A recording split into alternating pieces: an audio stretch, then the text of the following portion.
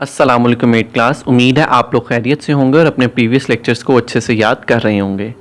आज साइंस का lecture number 9 है जिसमें हम chapter number 12 exploring the space को स्टडी करेंगे। हमारे आज के टॉपिक्स में इंक्लूड है चैप्टर नंबर 12 की रीडिंग और इसके बाद हम चैप्टर नंबर 12 की एक्सरसाइज को भी सॉल्व करेंगे।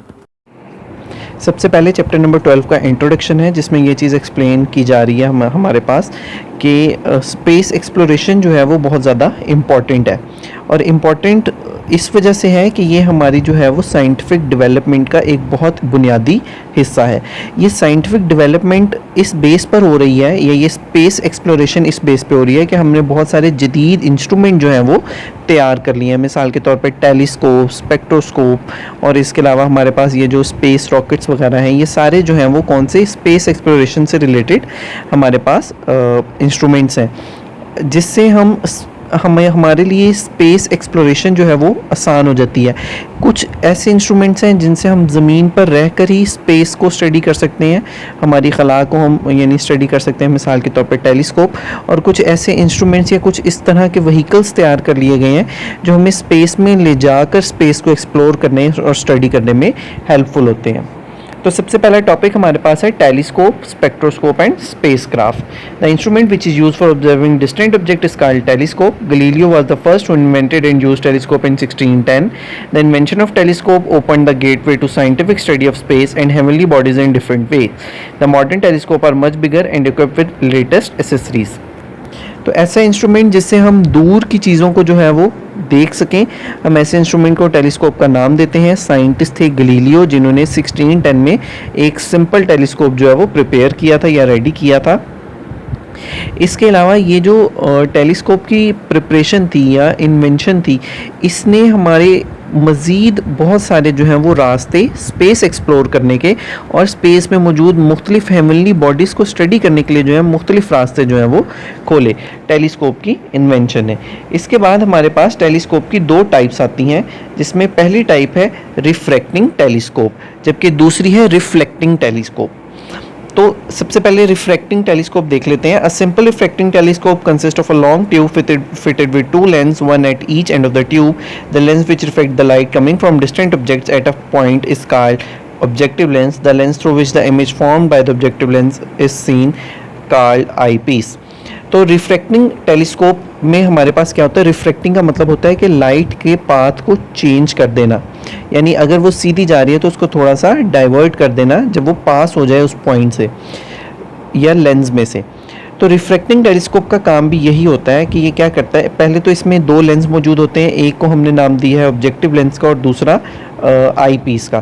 तो ये जो पहला ऑब्जेक्टिव लेंस होता है, ये जो डिस्टेंट ऑब्जेक्ट्स है यानी जिनको हम स्टडी करना चाह रहे हैं उनकी तरफ से जो लाइट आ रही होती है उसको एक पॉइंट पर जो है वो फोकस कर देता है और वो जो पॉइंट है उस फोकस के बाद वो जो इमेज है वो हमारे आई पीस वाले लेंस पर बन जाती है जिससे हम अपनी आई के थ्रू जो है वो उस लेंस से देख लेते हैं।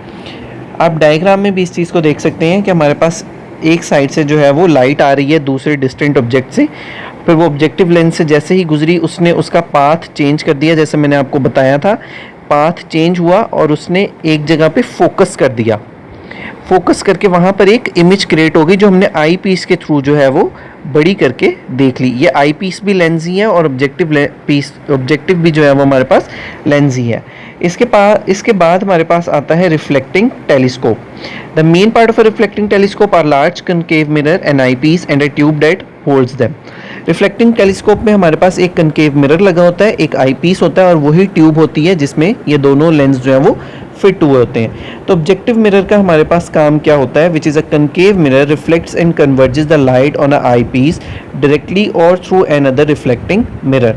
तो ऑब्जेक्टिव मिरर का काम भी वही होता है कि डिस्टेंट ऑब्जेक्ट से आने वाली लाइट को कन्वर्ज कर देता है, यानी एक पॉइंट पर इकट्ठा कर देता है। दो अलग पॉइंट से पहले लाइट आ रही होती है और फिर वो एक पॉइंट पर इकट्ठा कर दी जाती है, किसकी मदद से, ऑब्जेक्टिव मिरर यानी कनकेव मिरर की वजह से।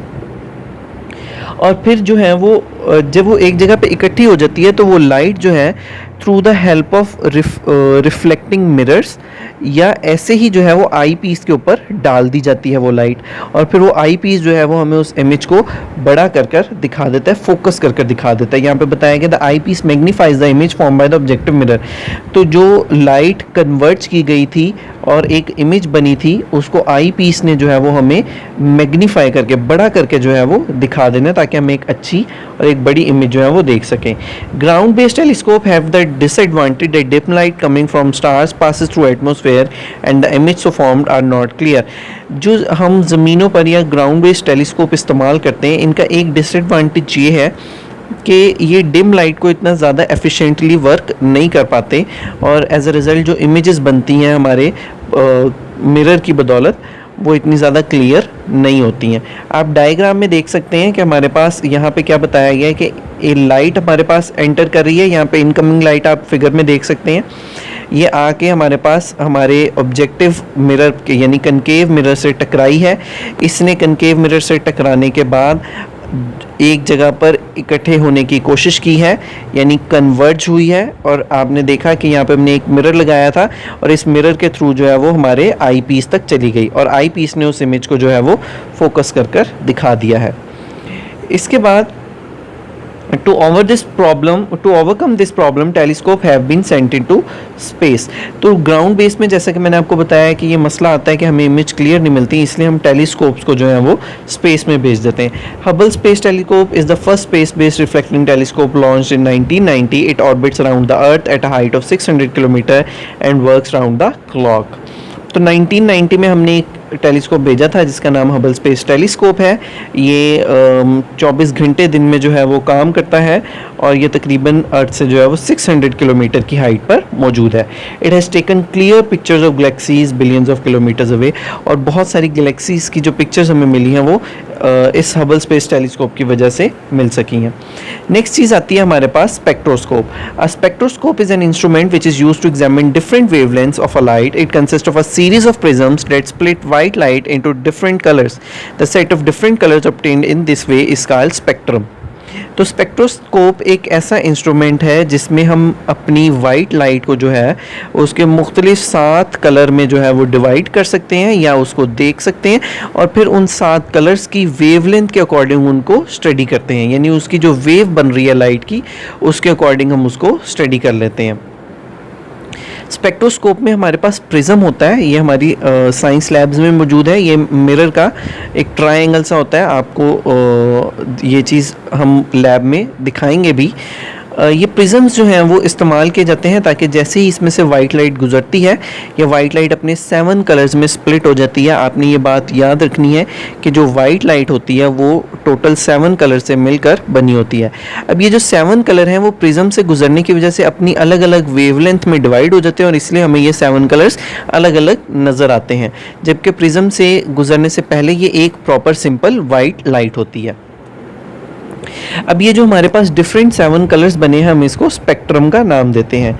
Spectroscope also measure the wavelength of different colours of the spectrum. जैसे कि मैंने आपको बताया कि इन सब कलर्स की वेवलेंथ जो है वो अलग होगी, इनकी वेव्स जो बनेंगी उनकी लेंथ जो है वो अलग होगी, इसीलिए जो है वो हमारे पास स्पेक्ट्रोस्कोप इनको मेजर करने में भी हेल्पफुल होता है। The wavelength of light coming from the star help scientist to know about the elements and compound present in the star. Spectroscope are mostly attach with the telescope, और हम spectroscope को इस्तेमाल करते हैं टेलीस्कोप के साथ अटैच करके, और ये हमारे लिए किस लिए हेल्पफुल है कि स्टार से आने वाली मुख्तलिफ वाइट लाइट्स को जो है वो हम उसके स्पेक्ट्रम्स बनाकर भी स्टडी करते हैं, और स्पेक्ट्रम बनाने से हमें फ़ायदा ये होता है कि हम उसमें मौजूद different gases, different elements, different atoms का जो है वो पता लगा सकते हैं। तो इसके बाद हमारे पास जैसे कि आप यहाँ पे ये देख सकते हैं कि ये हमारा प्रिज्म है यहाँ पर मौजूद। इस प्रिज्म में से जब वाइट लाइट गुजरी है तो ये वाइट लाइट जो है वो अपने 7 कलर्स में डिवाइड हो गई है।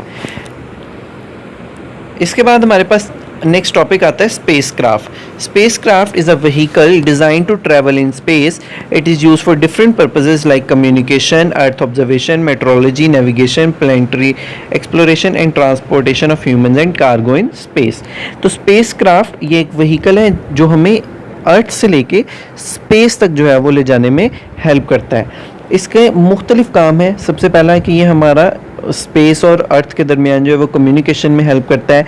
हम अर्थ को जो है वो स्पेस से अर्थ हमारी किस तरीके से जो है वो मतलब नज़र आती है, या क्या उसकी इमेजेस हैं, या उसके अंदर क्या क्या हो रहा है, उसकी ऑब्जर्वेशन के लिए बहुत हेल्पफुल होता है। और इसके अलावा हम नेविगेशन के लिए, यानी अपने रास्ते वगैरह का पता लगाने के लिए, डायरेक्शंस का पता लगाने के लिए इसको इस्तेमाल कर सकते हैं। और इसके अलावा वही चीज़ कि हमने अगर कोई सामान या इंसान स्पेस में भेजना है तो हम स्पेस क्राफ्ट का इस्तेमाल करेंगे। There are two major classes of spacecraft: robotic spacecraft and manned spacecraft. Robotic spacecraft are sent into space for collection of data about space, planets, and other heavenly bodies such as asteroids. A robotic spacecraft is controlled from the center of the Earth. Voyager 1 and Voyager 2 were the robotic spacecraft which were used for collecting data about planets Mars and Jupiter. तो हमारे पास ये जो space craft हैं इनकी दो types होती हैं। पहली होती है रोबोटिक स्पेस क्राफ्ट और दूसरी होती है मैन स्पेस क्राफ्ट। ये जो रोबोटिक स्पेस क्राफ्ट होती है हम इसको अर्थ से ही कंट्रोल कर रहे होते हैं with the help of computers, और इसने हमें हेल्प की है मार्स और जुपिटर के मुतल्लिक बहुत सारी इंफॉर्मेशन हासिल करने में।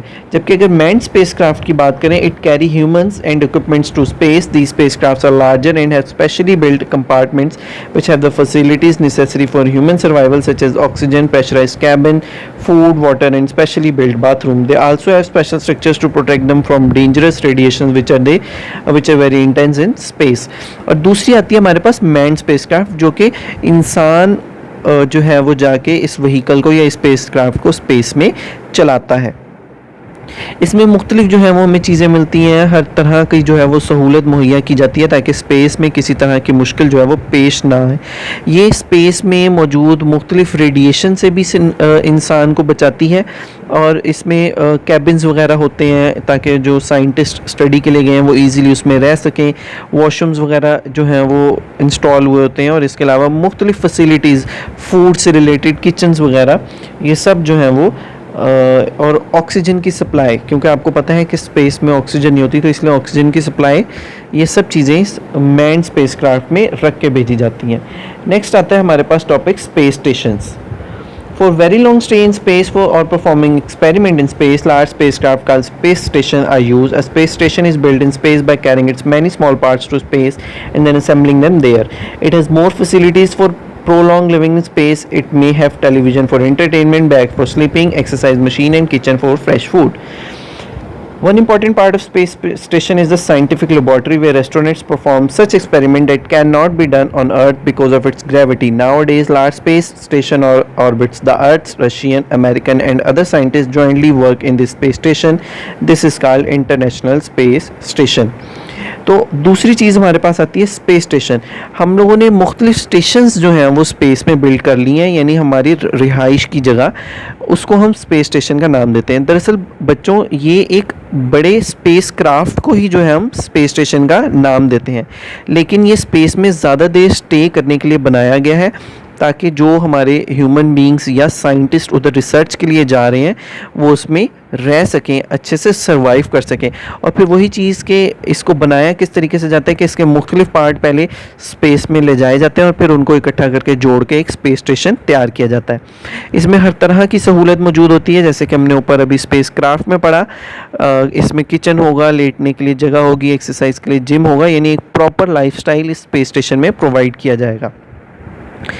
इसके अलावा जो मेजर पार्ट इस स्पेस स्टेशन में प्रेजेंट होता है वो होती है लेबॉर्ट्री, ताकि रिसर्चेस जो हैं वो साथ साथ चलती रहें, और ये वो रिसर्चेस वहाँ पे जाके की जाती हैं मेजरली जो कि अर्थ पर कैरी नहीं की जा सकती या अर्थ पर करना पॉसिबल नहीं है, तो ऐसे में स्पेस स्टेशन पे की जाती हैं।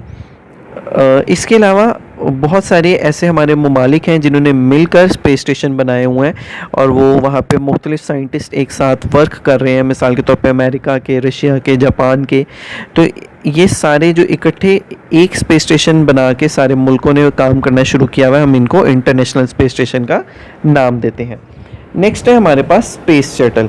It is an specially developed manned spacecraft which can be used many times. It is sent into space with the help of a rocket.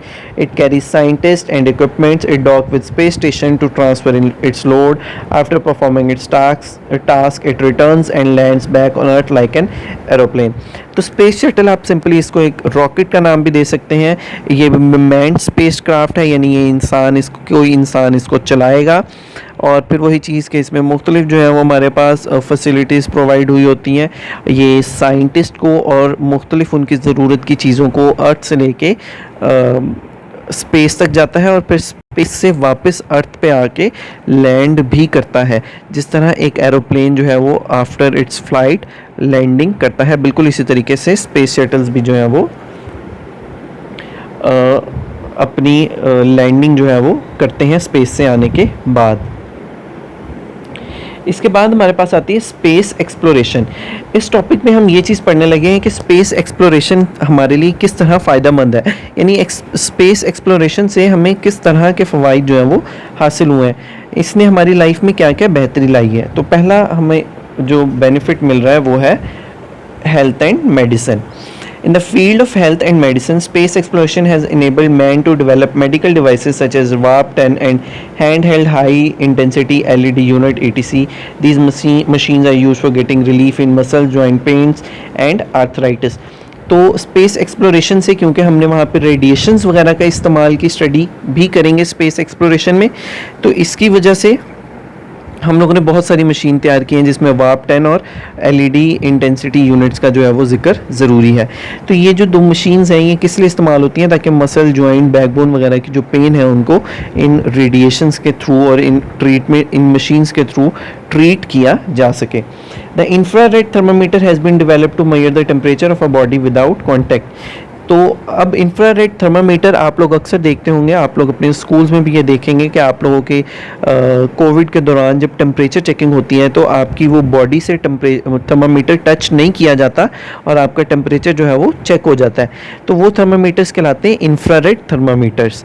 तो ये इंफ्रारेड थर्मामीटर्स भी किसकी वजह से बन पाए हैं, स्पेस एक्सप्लोरेशन की वजह से, क्योंकि इनमें से भी वो रेडिएशंस निकलती हैं जो हमें टेम्परेचर डिटेक्ट करने में हेल्प करती हैं. आपने अक्सर स्कूल में देखा होगा आपके टीचर्स जो हैं वो थर्मामीटर आपको टच नहीं करते और जो एक आपका टेम्परेचर है वो मालूम कर लेते हैं with the help of infrared thermometer. Kidney dialysis machines and mini cameras for taking the photographs of internal organs of human body have been developed using the research output of space exploration. और जैसा कि हमारी आपको पता है कि human body organs की मुख्तलिफ पिक्चर्स जो हैं वो हमें हासिल हो जाती हैं with the help of ultrasound और सोनार. तो ये जो हमें पिक्चर्स हासिल होती हैं ये भी स्पेस एक्सप्लोरेशन की वजह से हासिल होती हैं.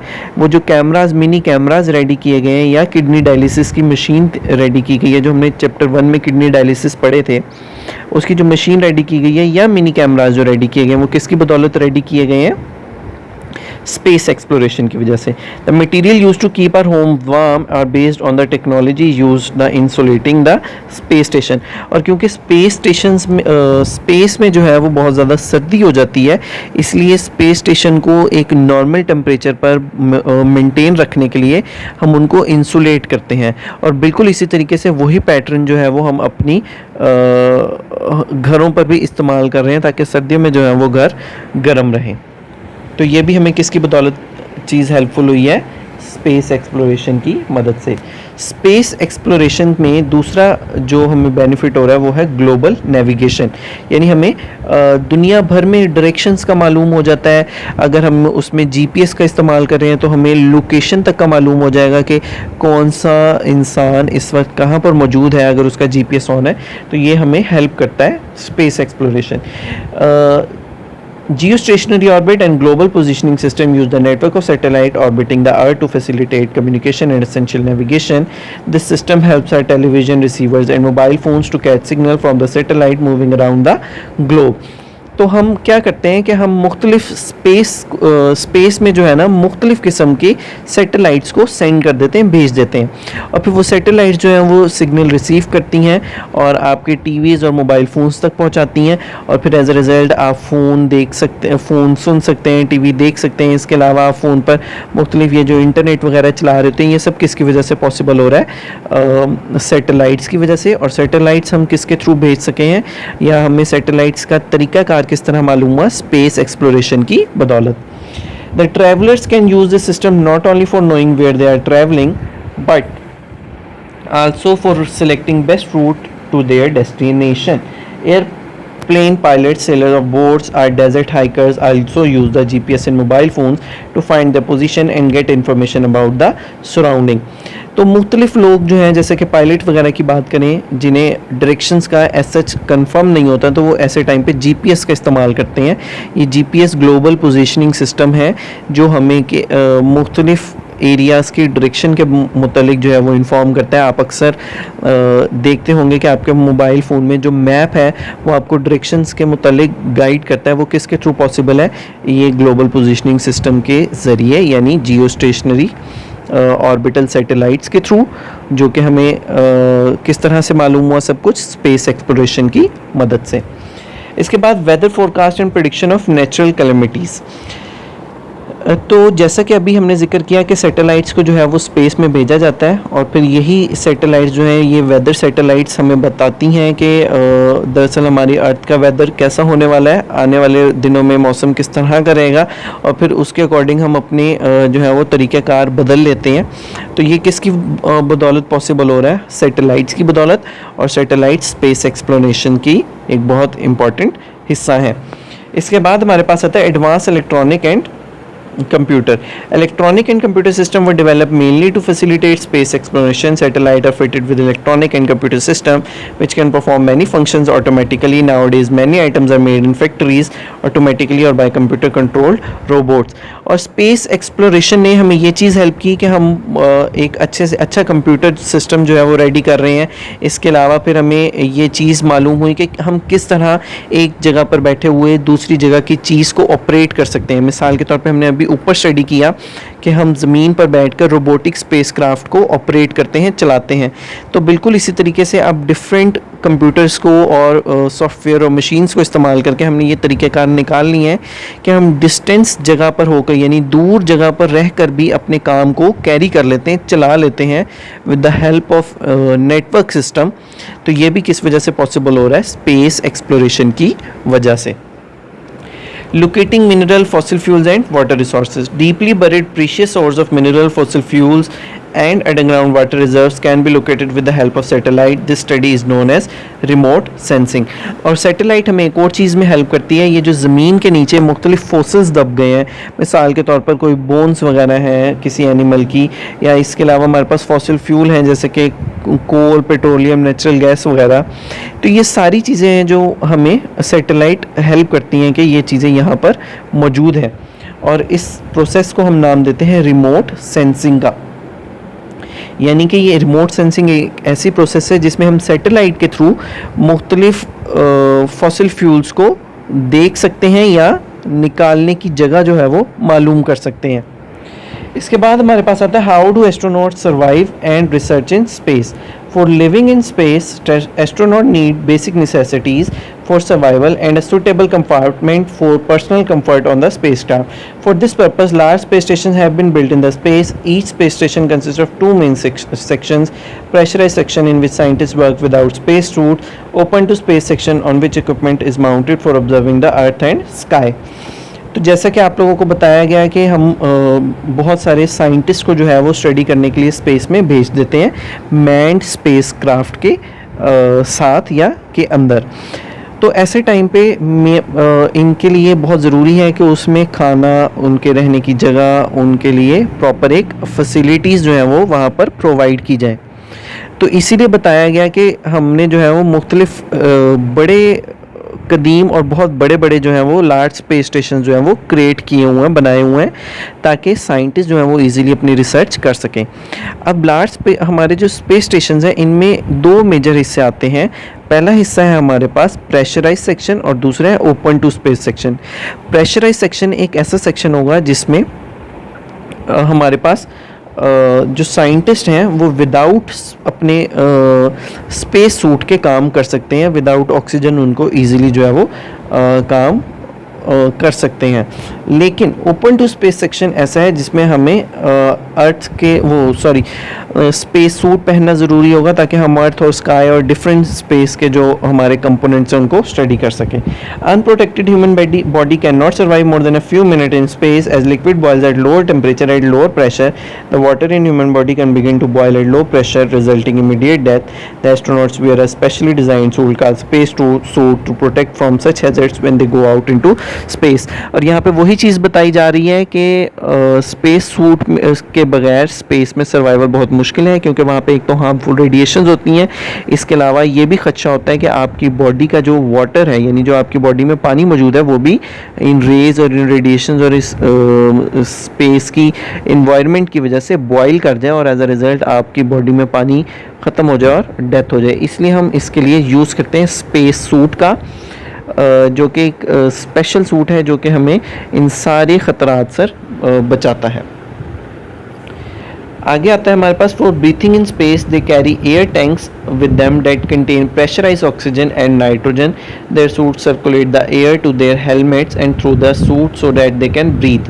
Special foods are prepared and packed for easier transportation and a variety of taste for the astronauts. और फिर क्या किया जाता है कि जो साइंटिस्ट हैं या जो एस्ट्रोनॉट्स हैं वो अच्छे से सांस ले सकें, इसलिए हम स्पेस सूट के साथ एक ऑक्सीजन सिलेंडर को कनेक्ट करते हैं और ऊपर एक हेलमेट पहनाया जाता है जिसमें वो ऑक्सीजन जो है वो रिलीज़ की जा रही होती है, जहाँ वो साइंटिस्ट इजीली या एस्ट्रोनॉट इजीली सांस ले सकता है और उसे ऑक्सीजन की कमी नहीं होती। इसके अलावा हम एक स्पेशल फूड प्रिपेयर करते हैं ताकि इजीली जो है वो ले जाया भी जा सके और एस्ट्रोनॉट्स को टेस्ट की यानी एक जायकेदार खाना भी हासिल हो सके। और जैसा कि आपको स्पेस सूट का बताया कि इसमें एक हेलमेट होगा जिसमें ऑक्सीजन जो है वो सर्कुलेट करेगी ताकि जो एक एस्ट्रोनॉट है वो इजीली अच्छे से ऑक्सीजन की मौजूदगी में सांस ले सके। नेक्स्ट टॉपिक हमारे पास आता है problems created by space exploration and their solutions. Space sickness, effect of weightlessness, condition resulting from exposure to radiation and many unwanted side effects are the problems created during the stay in space. Pollution caused by burning of rocket fuel and disposal of rocket parts is one of the major problems created by space exploration. Space exploration की वजह से हमें बहुत सारी मुश्किलात जो है वो पेश आती हैं। मिसाल के तौर पर आपको ट्रैवल करने की वजह से, स्पेस में ट्रैवल करने की वजह से आपकी तबीयत वैसे ही ख़राब हो जाती है। इसके अलावा आपका जो है वो वेट कम हो जाता है, या आप लोग अगर किसी हार्मफुल रेडिएशंस के जो हैं वो ख़दशे में आ जाते हैं या आपको वो रेडिएशंस स्ट्राइक कर जाती हैं, तो एज अ रिज़ल्ट आपकी बॉडी जो है वो इंस्टेंटली या बाद में उनके रिस्पॉन्स में ख़राब हो जाती है। तो ये सारी मुश्किलात भी आपको स्पेस एक्सप्लोरेशन की वजह से पेश आती हैं। इसके अलावा बात करें अगर माहौल में ख़राबी की, तो जब रॉकेट्स जो हैं वो ऊपर जाकर अपने फ्यूल को जलाते हैं और एज अ रिज़ल्ट उसमें से जो धुआं और आग बाहर आती है, तो हमारा एटमॉस्फेयर भी जो है वो ख़राब होता है। और इसके अलावा रॉकेट्स जैसे जैसे ऊपर जाते जाते हैं अपने स्पेयर पार्ट्स को या अपने पार्ट्स को डिस्पोज करते जाते हैं, उतारते जाते हैं, ताकि उनका वेट जो है वो कम हो जाए। तो इस वेट को कम करने के हिसाब से जब ये पार्ट्स डिस्पोज होते हैं तो ये भी हमारे इन्वायरमेंट में और हमारी स्पेस में जो है वो वजह बनते हैं पोल्यूशन की। Hazards for the space crew on missions are the main problem. Many deaths have resulted during the manned space flights. Space scientists and engineers need continuous work to improve safety in space missions. तो सबसे पहला मसला ये है कि जो manned spacecraft जाते हैं, यानी जिनमें इंसान मौजूद होते हैं, एस्ट्रोनॉट्स मौजूद होते हैं, जैसे आप लोगों ने पढ़ा, साइंटिस्ट मौजूद होते हैं, तो बहुत सारी डेथ जो है इन लोगों की हो जाती हैं किसी न किसी वजह से। मिसाल के तौर पे ऑक्सीजन ख़त्म हो जाना, आपका स्पेस स्टेशन जो है वो तबाह हो जाना, तो इस वजह से जो है वो बहुत सारी मौत जो है वो वाक़या होती हैं। तो इसके लिए सबसे बेहतरीन जो है वो साइंटिस्ट और इंजीनियर को एक जी तोड़ मेहनत करनी है ताकि वो इस मसले से आगे निकल सकें। Skylab fell from its orbit to earth in 1979। This type of incidences could be dangerous for population. और 1979 का ये एक वाक़या है जिसमें एक पूरा स्पेस स्टेशन यानी स्काईलैब जो है वो गिर गई थी ज़मीन पर। और अगर ये स्काईलैब गिरती है और किसी आबादी वाले इलाके में गिरती है तो एज अ रिज़ल्ट पॉसिबल है कि बहुत ज़्यादा आबादी भी जो है वो अपनी जान से हाथ धो बैठे। Space programs are very costly. These are causing economic burden on common man. Involvement of private sector in missions could be a possible solution. और क्योंकि स्पेस में एक्सप्लोर करने के लिए जाना और उसके अलावा बहुत सारी ज़रूरियात को स्पेस से रिलेटेड पूरा करना, ये एक बहुत ही महंगा प्रोग्राम है और ये सिर्फ तब हल किया जा सकता है जब इसमें हमारी गवर्नमेंट और ना सिर्फ गवर्नमेंट बल्कि हमारे प्राइवेट सेक्टर्स भी बढ़ चढ़ कर हिस्सा लें। इसके बाद हमारे पास आता है technological tools use in space exploration. पहला है space rocket are the means of transporting spacecraft, space shuttles and space station into space. तो पहला स्पेस रॉकेट है जो इस्तेमाल किया जाता है ताकि हम स्पेस क्राफ्ट को, शटल को और स्पेस स्टेशंस को अर्थ से लेकर स्पेस तक पहुंचा सकें। फिर आता है rocket launching pads. The site from which rockets are launch into space are called rocket launching pads. These are specially build platform for firing rocket into space. They can withstand extremely high temperature and large forces produced by rocket exhaust। और ये rocket launching pad जैसे pads होते हैं जिन पे rockets को जो है वो खड़ा किया जाता है और फिर ये पैड्स जो है वो लॉन्च करते हैं रॉकेट को और ये रॉकेट जो है फिर वो स्पेस में ट्रैवल कर जाता है। इन लॉन्चिंग पैड की सबसे बड़ी खासियत ये है कि ये बहुत ज़्यादा प्रेशर, बहुत ज़्यादा टेम्परेचर जो है वो बर्दाश्त कर सकते हैं। और ये टेम्परेचर और प्रेशर इन्हें कहाँ से मिल सकता है? जो रॉकेट जब जलेगा, स्टार्ट होगा, तो एज अ रिज़ल्ट जो है वो उस पैड पर बहुत ज़्यादा प्रेशर और हीट आएगी जो कि ये सर्वाइव कर जाता है। इसके बाद आती है telecommunication system. Rockets and spacecraft are provided with telecommunication system so that space crew in the rocket capsule can communicate with each other and with earth stations. तो आपको जैसा कि पता है स्पेस में आवाज़ ट्रैवल नहीं करती है, तो टेली कम्युनिकेशन सिस्टम जो है वो हमारे इस्तेमाल किए जाते हैं स्पेस स्टेशंस में ताकि एक साइंटिस्ट दूसरे साइंटिस्ट से जो है वो बात कर सके और ना सिर्फ बात कर सके बल्कि आपस में बात कर सके, ना सिर्फ बल्कि ये भी पॉसिबल होता है इन टेली कम्युनिकेशन सिस्टम से कि स्पेस से अर्थ तक जो है वो अपने मैसेजेस को कन्वे किया जा रहा होता है इन सिस्टम्स की बदौलत। फिर नेक्स्ट है हमारे पास ground mission control station. Ground station receive and process the information from satellite to monitor and guide their motion in space. तो ग्राउंड स्टेशंस ऐसे स्टेशंस होते हैं जो कि सैटेलाइट से जो है वो इंफॉर्मेशन को हासिल करते हैं और फिर उस इंफॉर्मेशन के हिसाब से रिस्पॉन्स करते हैं। इनके दो मेजर काम होते हैं, पहला है ट्रैकिंग और दूसरा है monitoring. Continuously reporting the position of satellite और स्पेस प्रॉप। जितनी भी स्पेस में एक्सप्लोरेशन के लिए चीज़ें गई हुई हैं उनका मुसलसल रास्ता और उनकी पोजीशन के मुतालिक बताना जो है वो ग्राउंड मिशन कंट्रोल स्टेशन का काम होता है। और दूसरा monitoring, receiving signal from a spacecraft and decoding them into useful information for scientist is known as monitoring. Progress of a space mission is closely observed and necessary instructions are issued from time to time. और monitoring का काम ये होता है कि ख्याल रखा जाता है हर चीज़ का कि जो इन्फॉर्मेशन सैटेलाइट के थ्रू भेजी जा रही है ग्राउंड मिशन कंट्रोल स्टेशन पर उसको प्रोसेस किया जाए, उस पर अच्छे से अमल करवाया जाए और अगर कोई यहाँ से गाइडेंस भेजनी है या कोई इम्पोर्टेंट पॉइंट्स मुहैया करने हैं तो वो भी जो है वो भेजे जा सकें। इसके बाद हमारे पास आता है new technologies develop on earth as a result of space exploration. बहुत सारी टेक्नोलॉजीज़ जो हैं वो स्पेस एक्सप्लोरेशन की वजह से या स्पेस एक्सप्लोरेशन की को समझने की वजह से हमने तैयार की हैं जो कि कुछ नीचे एक्सप्लेन की गई हैं। आइए इनको स्टडी करते हैं। Special type of metal alloys and ceramic material developed for rocket engines and space shuttles can withstand very high temperature and pressure. These are now being used in jet engines. Similarly, special form seats developed for spacecraft are now being used in aeroplane and car seats.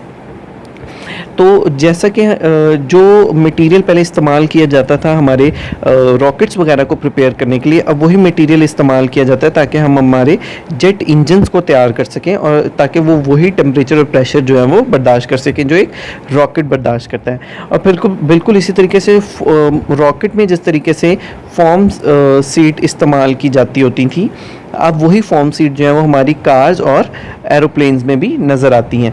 दूसरा point है solar cells were originally developed to provide electricity to spacecraft. Million of them are being installed on earth nowadays to produce almost free electricity from the sunlight. तो ये जो solar cell का या solar panels आप लोगों ने देखे होंगे, इसका जो इस्तेमाल था सबसे पहले स्पेस में किया गया था, क्योंकि स्पेस में इलेक्ट्रिसिटी बनाई या पहुँचाई नहीं जा सकती थी, तो उसके लिए सोलर एनर्जी इस्तेमाल की जाती थी हर तरह के काम को करने के लिए। तो अब आप अक्सर देखते हैं कि यही तरीक़ाकार जो है वो अर्थ पर भी इस्तेमाल हो रहा है कि मुख्तलिफ़ जगह पर सोलर प्लेट्स लगा ली गई हैं और बिजली के बजाय सोलर प्लेट्स का इस्तेमाल किया जा रहा है, जो कि हमने कहाँ से सीखा है? स्पेस एक्सप्लोरेशन से। In case of illness, astronauts have difficulty in swallowing medicine pills in space. Special medicines have been developed for use in space. These medicines directly pass through the skin and enter the body of the patient. These medicines are now being manufactured for the patient on Earth who find it difficult to swallow the pills. तो क्योंकि space में gravity नहीं होती, तो as a result जो scientist होते हैं उन्हें अगर तबीयत वगैरह ख़राब हो जाए तो दवाइयाँ खाते वक्त उन दवाइयों को निगलने में, अपने हलक से उतारने में जो है वो मुश्किल होती है, जिसके लिए फिर ऐसी दवाइयाँ तैयार की गई जो कि सिंपली इंजेक्शंस या वैसे ही आपके स्किन के थ्रू जो है वो आपकी बॉडी को दी जा सकती हैं। और अब अर्थ पे भी ऐसी ही दवाइयाँ तैयार की जा रही हैं जो कि हम उन लोगों के लिए बनाते हैं जो कि दवाइयाँ नहीं खा सकते या वो पिल्स को नहीं निगल सकते, उनको हम उन स्किन्स के थ्रू जो है वो मेडिसिन प्रोवाइड करते हैं। Special sensors and computer were develop for monitoring the physical condition of astronauts such as pulse rate, blood pressure, blood sugar, etc. Nowadays the same technology is used to monitor patient present at inaccessible areas with the help of satellite communication. तो हम astronauts का ख्याल रखने के लिए, उनकी health condition को maintain और समझने के लिए हम जो है वो कम्युनिकेशन का सिस्टम इस्तेमाल करते थे, यानी कि हम अर्थ पे बैठ के उनकी इन सारी ब्लड प्रेशर, शुगर लेवल वगैरह को मॉनिटर कर सकते थे, समझ सकते थे, देख सकते थे, जो हमने मॉनिटरिंग में भी पढ़ा और टेलीकम्युनिकेशन सिस्टम में भी पढ़ा। तो बिल्कुल इसी तरीके से अब हमने यही सिस्टम अर्थ पे भी इस्तेमाल करना शुरू किया है कि हम जो हैं वो ऐसे इलाके जहाँ पे हॉस्पिटल्स या क्लिनिक्स वगैरह कम मौजूद हैं, वहाँ के लोगों को हेल्थ फैसिलिटीज़ प्रोवाइड करने के लिए हम दूर दराज इलाकों से भी ये टेक्नोलॉजी इस्तेमाल करके उनकी सेहत वगैरह का ख्याल रख सकते हैं। A doctor in an advanced city hospital can check a patient who is far away in a remote village and suggest medicine for him. By this method, doctor can even perform surgical operations on remote patients. तो जैसा कि अभी मैंने आपको ये चीज़ explain की कि एक एडवांस और शहर में बैठा हुआ डॉक्टर जो है वो एक ऐसे देहात में ऐसे इंसान का ट्रीटमेंट कर सकता है जो कि उस टेलीकम्युनिकेशन सिस्टम से कनेक्ट है। और ये चीज़ भी बताई जा रही है कि फिर ऐसे टाइम पे वो उसको मेडिसिन भी सजेस्ट कर सकता है और उसकी अगर कोई सर्जरी वगैरह होने वाली है तो उसके लिए भी हेल्पफुल हो सकता है। इसी के साथ 8th क्लास हमारा आज का चैप्टर नंबर 12 भी कंप्लीट होता है। इसकी एक्सरसाइज आप लोगों को PDF में सेंड कर दी जाएगी। इन टॉपिक्स को अच्छे से याद कीजिए। इसके अलावा आप लोगों ने जो PDF के शॉर्ट क्वेश्चंस हैं और लॉन्ग क्वेश्चंस हैं उनको आपने अपनी नोटबुक पर लिखना भी है और लॉन्ग क्वेश्चंस को अपनी बुक पर साथ साथ मार्क भी कर लेना है। उम्मीद है आप लोगों को आज का लेक्चर समझ आ गया होगा। अल्लाह आपका हामी नासिर।